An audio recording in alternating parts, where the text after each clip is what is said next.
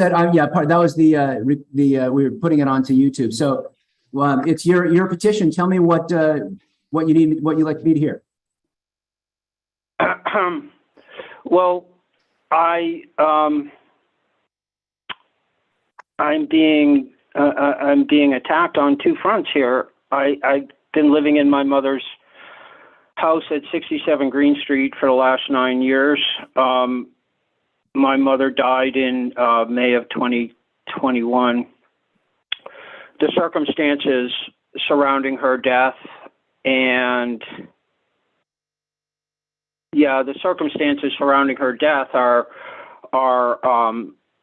the subject of a big dispute between myself and my sister over the house. My mother executed a deed, a life estate to herself, the remainder to me. That deed was the subject of litigation. There was a subsequent court order to basically remove my title from that deed. That's basically the underlying situation. My mother passed away. The probate court currently has jurisdiction over the property. There is a license to sell the property, and in connection with the probate of the estate and my residency and my occupancy of the property for the last 9 years, the personal representative filed a case to evict me from the property in the housing court in the Suffolk County. Okay, I believe you had a hearing. You had a pretrial hearing on that today, right? No. We had a pretrial hearing on that. Well, we had a scheduling conference. Okay. And there was my apologies. There was the judge called us in to do a scheduling conference. Basically, I had filed my answer and counterclaim a few days late, and I pleaded the court's indulgence to accept it, and the court pretty much did, with a few conditions that I don't think are relevant here. Well, he didn't give me a jury trial, but he did a scheduling order. And in that scheduling order, he said, you got to come back next week, Neil, because you got to pay rent. You got to pay occupancy, until the trial date. He scheduled a trial date, October 27th.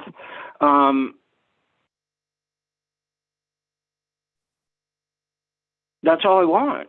The day that I went to the housing court to have the conference about the order, the scheduling order, the case management order, on that very same day, they were in the probate court taking out the subject order against me here. And there was no injunctive. There was no motion for injunction. Neil has to have this. Neil has to do this. Neil has to do this. It was just a general petition for the sale of the property. And I'm in the housing court, and they're making orders and plans to do orders against me, but the judge in the housing court is making these orders. Let me ask you, just the order in the probate matter. I basically think that there's two basic parts of that order. One of them is for you to cooperate with the sale of the unit, and the other one is that if you don't cooperate, you should leave, right? And I give a temporary stay of that second part. So are you objecting to the first part?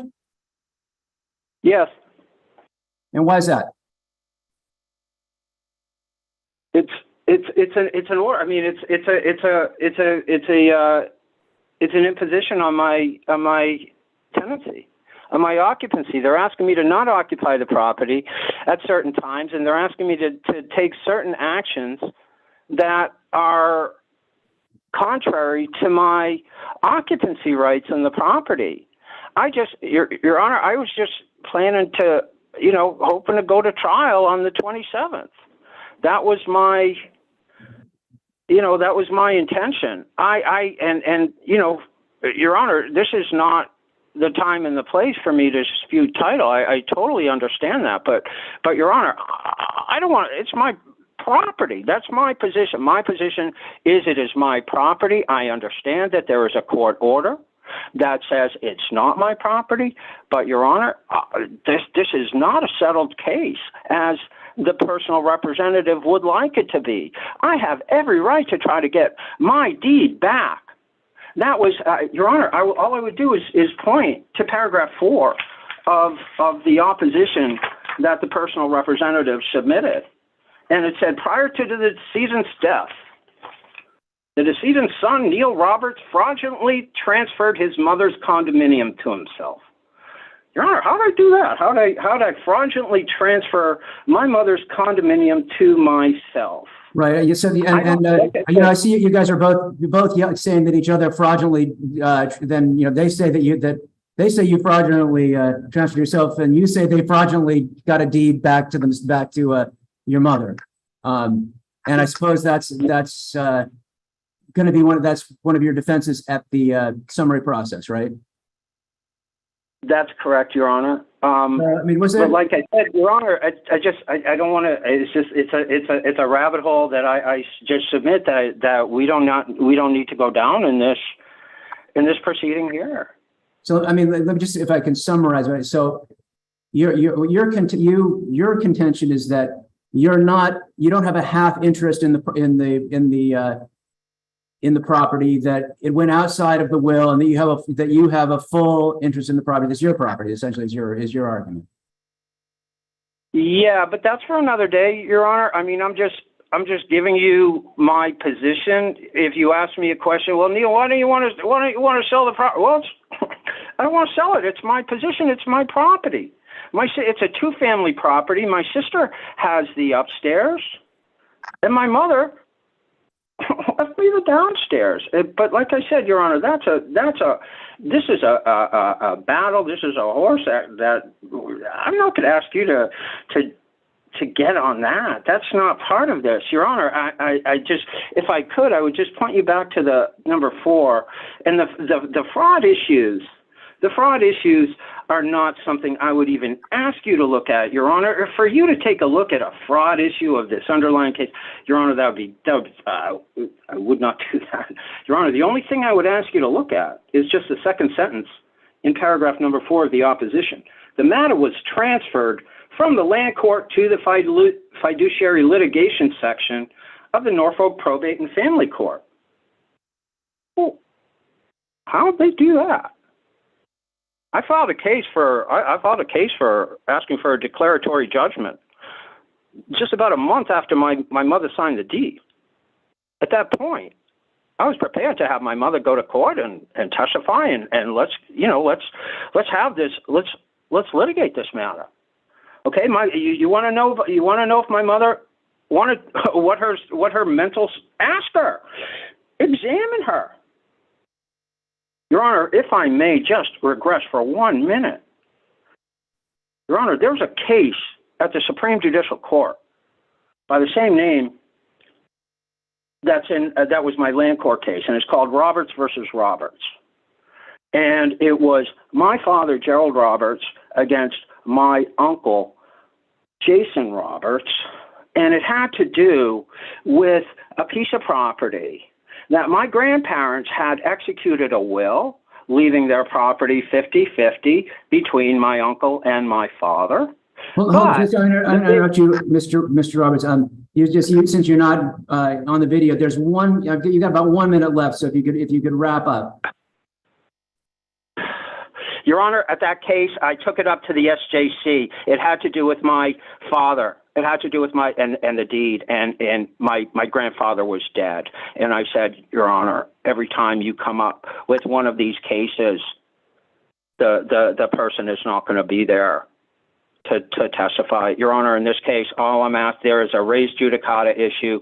There is an issue about my occupancy of this property, and the order of the probate court is it conflicts with that. And in order to have the proper administration of justice, the court, the housing court they have given up jurisdiction of my occupancy to the housing court. The housing court has orders in place, and I would just I would respectfully request that this court maintain those orders, and that order is that I have occupancy of the property according to the basic rules of tenancy.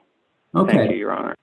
Thank you, Mr. Roberts, and I'm, I'll give you listen to Attorney Connolly, and I'll give you, a brief opportunity to respond, which is not what we do in the appeals court, but I'm doing it here. So, but Attorney Connolly, and the one thing that, you can address anything you want, but the one thing that particularly I want to know is, you properly, it seems to me, filed an action in the housing court for summary process. And it seems like the order in the probate court is in the nature of something like, a trespass, which the law is pretty clear. That's not how you get people out of property. So that's for me, that's the sticking point. Yes, and thank you, Your Honor. I will skip ahead to that point to try to address that. The housing court has not issued any rulings as far as what Mr. Roberts' status is in the property, whether he is a tenant, whether he's a licensee. That has not been decided. There is the trial that's scheduled for October 25th. This morning in the housing court, there was a pretrial conference and a motion to dismiss Mr. Roberts' counterclaim. Mr. Roberts didn't appear at the housing court this morning. It was another attorney that was there. It wasn't myself. And that counterclaim was dismissed. So as of this point, it's just the summary process action that is scheduled for a trial on October 25th. At the same time, though, Your Honor, I'm sorry, what was the basis for the dismissal of the counterclaim? Because he just failed to appear today. So it's defaulted. Correct. What I have asked that the probate court do is allow me as the personal representative to do what I need to do to marshal the assets and sell the only asset of the property, the only asset of the estate. There are not only numerous creditors that are waiting to be paid, but what makes it even more difficult in this case is this property is in foreclosure. In fact, I had to seek an injunction to stop the bank from doing a public auction several months ago. And the probate court has stayed that. We tried to get the property listed. We did have it listed with a broker. Mr. Roberts refused to participate and allow the open house to go forward. That's when I went back into court and asked the court for some kind of equitable relief, which I believe that the probate court does have the right to do, to allow me to administer the estate as I need to do that. So I do have two different actions pending. I think quite frankly, the housing court action, I'm not even sure that he is considered a tenant.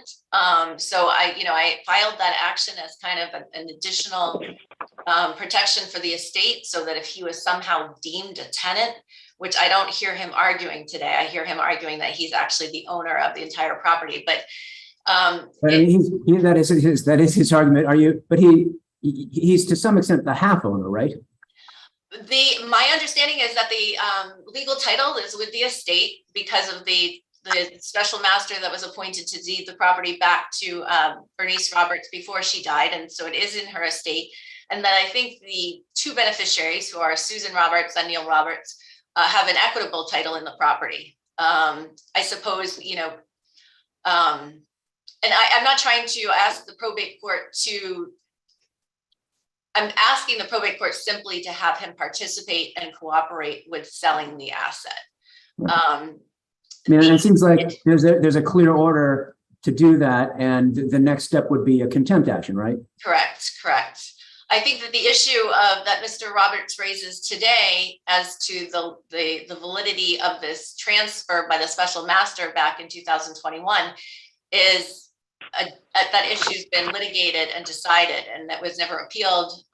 So I don't believe that he has the right to bring that up in the housing court as part of his defenses in the housing court. I think that's a moot point right now because that was dismissed today.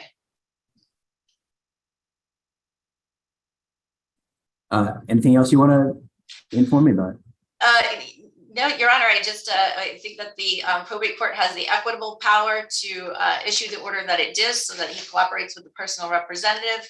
Mr. Roberts had argued in his written brief to the court that there was no notice given, but I think if you take a look at the exhibits that I've produced to the court, you'll see that I did file a separate petition. A citation was issued, a hearing was held, he was given notice, it was published in the newspaper that the court required it to be published in.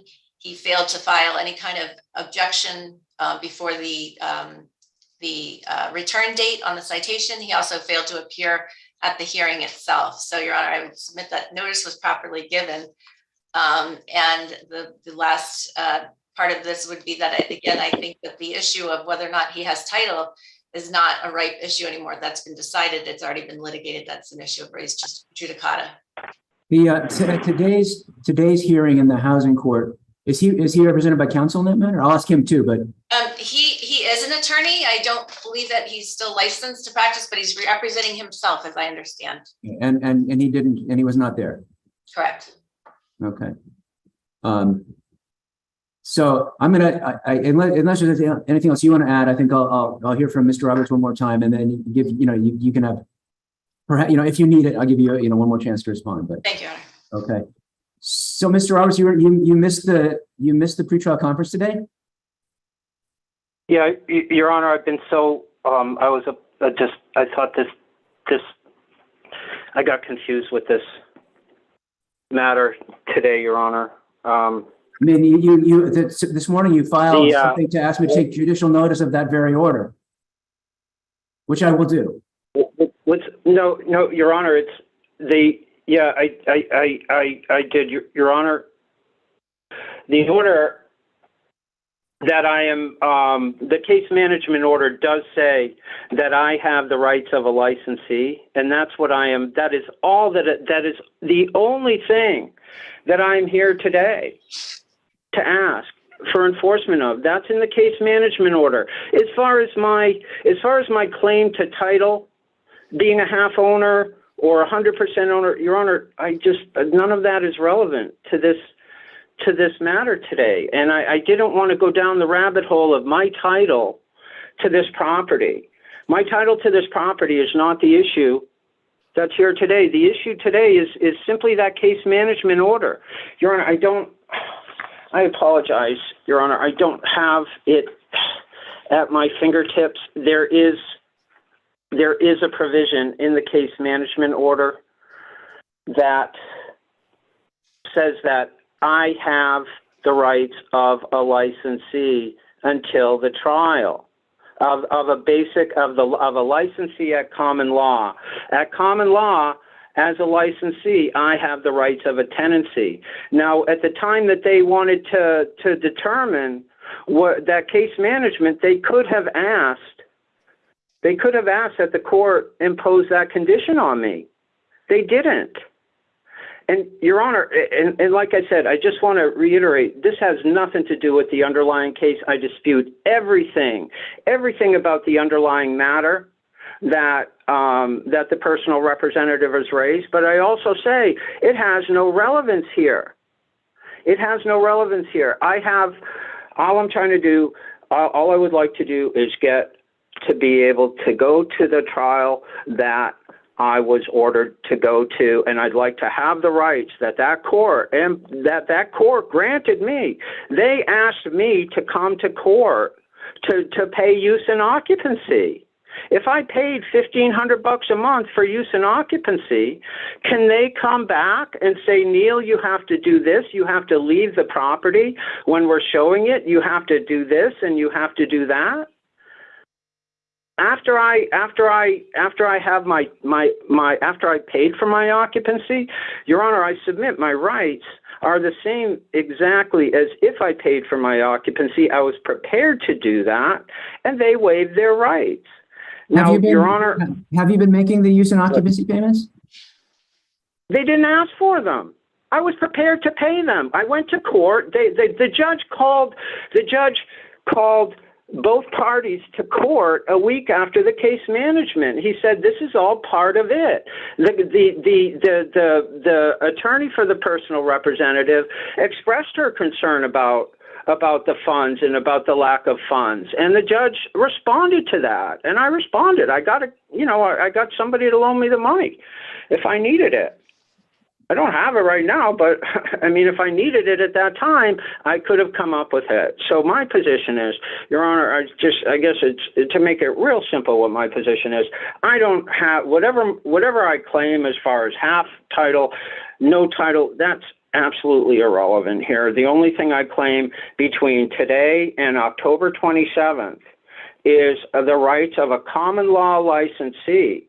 And those rights of a common law licensee are being, interfered with and by the court order, a very vague court order requiring some sort of cooperation. So, okay, that's all. All right, thank you. Attorney Connolly, he keeps saying the 27th. Is it the 25th or the 27th? I believe it's the 25th, and I remember that because it's my birthday, but I might be wrong. It might be the 27th. Okay, well, Mr. Roberts, you make sure you read that order and get there on the right day. Let me ask you, Attorney Connolly, I meant to ask this the first time.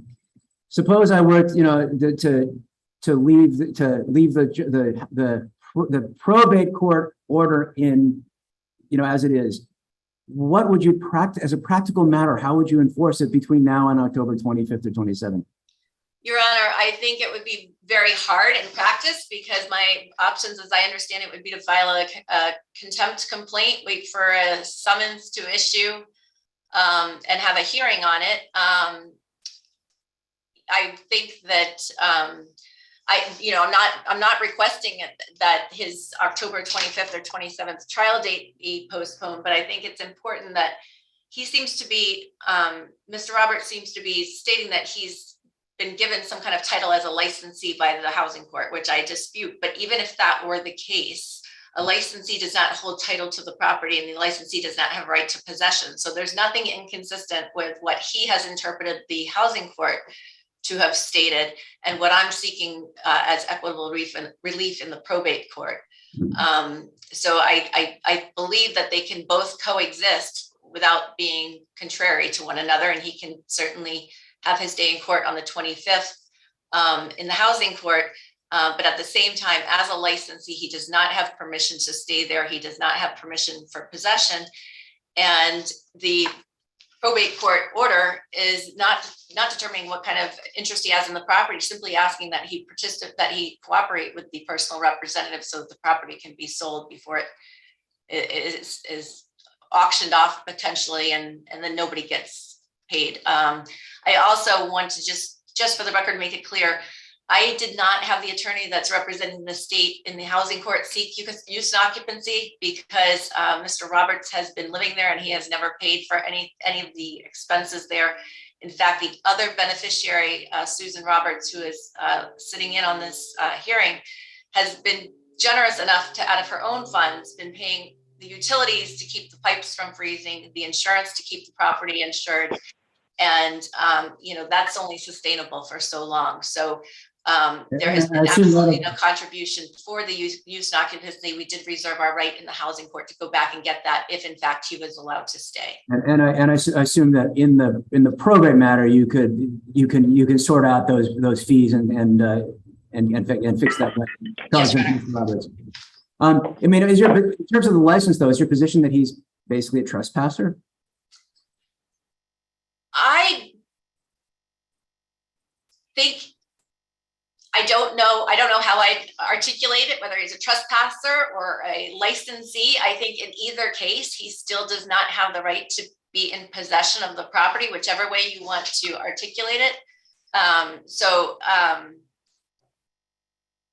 I don't know that it really matters what the label is, as long as he doesn't have a right to possession, because I think at this point, the estate I have my fiduciary obligation to get this property sold at the highest price as soon as possible. The reverse mortgage certainly just keeps on growing. I think it's at $850,000 right now. So I don't think it really ultimately matters whether he is a trespasser or a licensee. I don't think under either situation he has the right to be there. Okay. So I apologize. I do have to jump off and get to some other matters. So, but I appreciate you all for calling in, and I will take this under advisement to get you something out as soon as I can. Thank you, Your Honor. Thank you. Thank you, Your Honor.